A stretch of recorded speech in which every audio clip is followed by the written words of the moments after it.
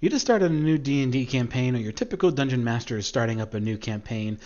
Your character last time was not very deep. Its backstory was not very exciting or engaging, or people didn't know how to handle it, including your DM, and you're looking to find some tips on where to start.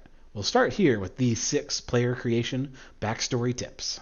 How's it going, everyone? My name is Ron, and if you end up liking this video, don't forget to like, share, subscribe, and hit the notification bell.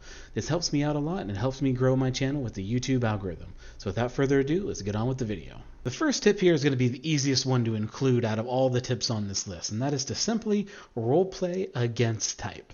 Roleplaying against type would be easily illustrated with the thief with the heart of gold, or the paladin who is incredibly vulgar behind closed doors.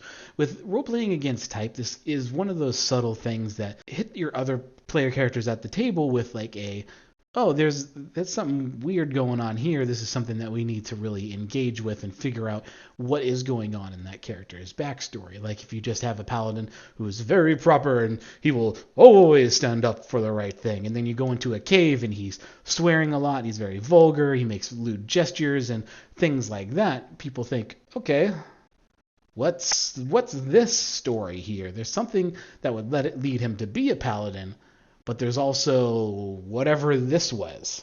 These things shouldn't be very distracting or detrimental to the other players in your team, because if you just have a thief who has a heart of gold and he donates all the money he steals, but then he steals all his money from you, then that is one of those things that the other players in your group are just not going to be okay with, and this is going to be one of those things where you quickly find that your cleric is just never going to heal you ever again if you steal all their money. When you think of things that are against type, make sure they are against type, but not against your other teammates in your party.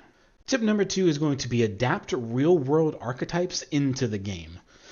Doing this will have you think about sort of what you want to make your character about first. That way you can kind of create the story in the background rather than just thinking what is the most optimal battle class and the most damage and the most this and that and the other thing. These things are incredibly important in games like D&D, maybe not as much in games like Call of Cthulhu and some more like investigative games, but D&D is a very combat focused game, even if you do something that is a murder mystery and you wanted to make an investigator. You can do something like with high intelligence and be very like investigative and very detail oriented, and you don't miss anything on your investigations, or you can be someone who is the interviewer. You have very high charisma, you can speak to anybody and get any of the information out of the townspeople in this investigation. But really the detriment is if you have that character concept and then go all role-playing and character concept and no battle concept. These kind of things would be simply wanting to do both the persuade and talk to all the townspeople and investigate and not miss any details, but then also play like a fighter. So you're high charisma, high intelligence, then you're a fighter. You don't really have any sort of battle stats because it's, presumably your 2 highest stats are in charisma and intelligence, which don't do anything for a fighter. So when you're doing these reverse engineering, you can kind of think of as well, if you did want to do an investigator that is very detail oriented but also speaks to the people, you can kind of think, okay, I need high charisma and intelligence. What classes have these things? So you can easily go something like a bard, sorcerer, warlock, or wizard for the intelligence, and then just have your wizard with whatever weird character trait with just high charisma. And you can kind of go that route as well. So you can kind of use this to reverse engineer what you want to actually do in the game, but do make sure with this step to actually have it make sense, actually make your character also battle focused and not just thematic, character concept driven. Tip number 3 is one of the things that I look for in a DM, and the players who don't do this actually aggravate the crap out of me, is to have a character concept that is incomplete. In one of these corners here, I don't really know which one, we'll link to a video that I did last week with how to create character backstories, and it kind of focuses, what I want you guys to focus on in this kind of tips video is that make an incomplete backstory. If you have a backstory that has every single detail parsed out, and the DM doesn't need to make any sort of changes, and everything is there, and everything is set in stone, and you know all of the NPCs, you know all of the events that happened in your past.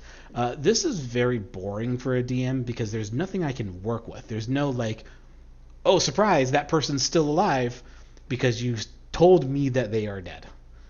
You found their body, you burned their body, you buried their body, the person's gone.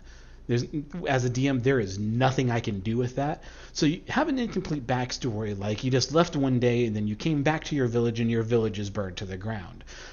This implies that they're all dead, but also leaves the window open where I can say, oh no, 5 people escaped. The 5 people were boom. So having a character backstory that is incomplete will help your DM significantly trying to build in your character into their world, because it's not so rigid that they can't change anything. If you leave little gaps, they can just fill in the gap with what they need for their campaign to fill in your story with the overarching campaign idea that they have. Tip number 4 is to tell your character's backstory from your character's perspective. Again, I'm going to link another video up here somewhere. It is from Taliesin and Matt Mercer from Critical Role, and they're talking in one of these conventions about creating character backstories, and they're really talking about how they created Percival from Critical Role Campaign 1 and what he told Matt about his backstory. His backstory was about a page, and he said that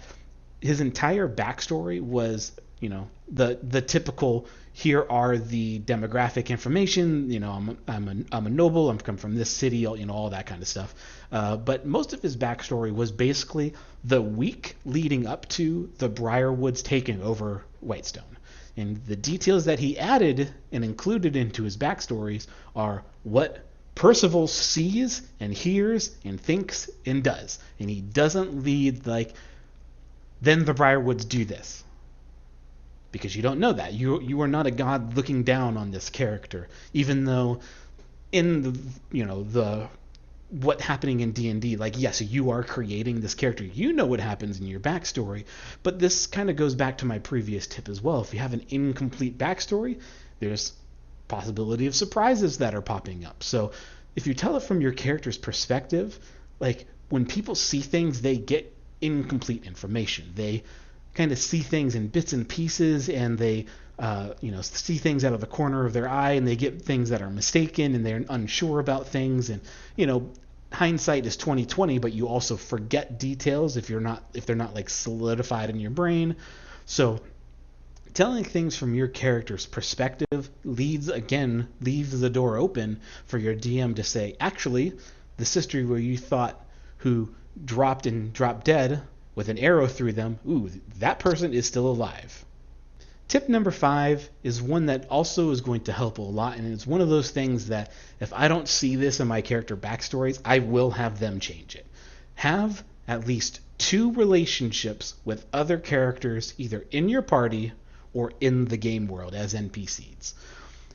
Having a character that, kind of going off of what the point was in the last sections, is that if your character comes from a village and they left the village and they came back and the village all burned down and everyone's dead and everyone's gone, you have no connections to the world, you're just a nomad and you have no friends, and that's boring. That is ungodly boring. There's nothing that we can do as a DM to put your characters into our world, because all of the connections to your character are all gone.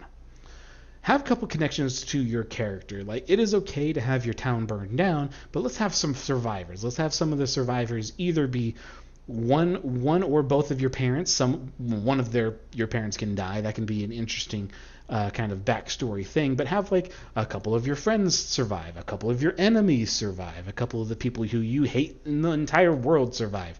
Have some sort of NPCs in your backstory that are still alive that you personally have a connection to. Kind of to mitigate this, I know I'm playing, there you go, these guys in the background. One of the rules that he has on his D&D channel, I don't know if he has a video about this specifically, but these guys, what they do is you must have at least 2 connections to other either NPCs or characters in the party, mandatory minimum in your D&D backstory. That way, he has a little bit more to work with, and it's not just, oh, both parents are dead, no connections. I'm just a nomad. That's boring. The final tip today is going to be have large plot holes in your backstory. When you're reading a book and there's a lot of large plot holes, eventually they either fill them in or they don't fill them in. If they don't fill them in, it's unsatisfying. But in D&D, we're not writing a book. We're playing, an interactive game where it's you and your dungeon master building the story together. If you have large plot holes in your backstory, kind of going back to my other tip about having an incomplete backstory, if you have large plot holes, your DM can fill these things in with whatever in the campaign world. Having an incomplete backstory kind of goes hand in hand here, but having large plot holes are a little bit different. This can be something like a huge time skip. This can be something like if you just kind of woke up like in a hole in the ground and you don't really know why, and your character has amnesia. Be careful with this one, because this can be one of those things that make your character boring. See the last tip. But you can do large plot holes that you yourself need to eventually figure out. If you're a Warforged and you're just deactivated, but you have some memories of your past, that can be an example of one of these large plot holes. You have a memory of your past, but now you're awake. Warforged can't die. What is the time frame difference of you waking up and then you with that memory? It could be 10 years, 5 years, a couple months, 1,000 years. So with these large plot holes and these large holes in your story, these can be something that would help your DM as well kind of fill in and kind of make things more interesting and connected into your backstory. If you guys are still watching to the end here, I greatly appreciate it. Don't forget to please like, share, and subscribe with the video, as I mentioned at the top, and I do have a bonus tip for you.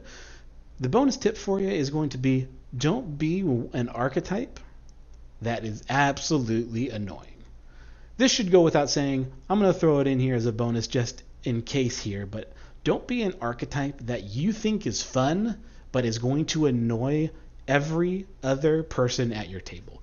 Having the excuse of, oh, this is just what my character would do. Here's my response as a DM. Oh, great, your character's an NPC now, make another. So have a character that can easily interact with the party. The thief with the heart of gold can still be suspicious of your party members. Dig through their bags. Don't steal anything. Don't steal from your party. You can have that paladin who will smite the evildoer, but they recognize that, okay, this warlock, I'm going to use him as like a useful idiot. He's going to help me achieve my goals for the greater good. So it's one of those things that you can have a hardcore paladin who's only lawful good, but don't have them attack the other party members. Kind of going with that as well, to not be an annoying sort of character archetype, is don't make evil characters. Even lawful evil characters, I know they allow that in Adventurers League, but don't make lawful evil characters. Don't make evil characters. Make either good or neutral characters. That way it's not so much, I guess you have like an alignment concern with how you're role-playing your character. If you start doing evil things, then you can easily kind of veer off and derail the whole party. So that's it, guys. That is going to be all my tips today. If you do like the video, make sure you like, share, and subscribe, as I mentioned before, and I will see you all next time.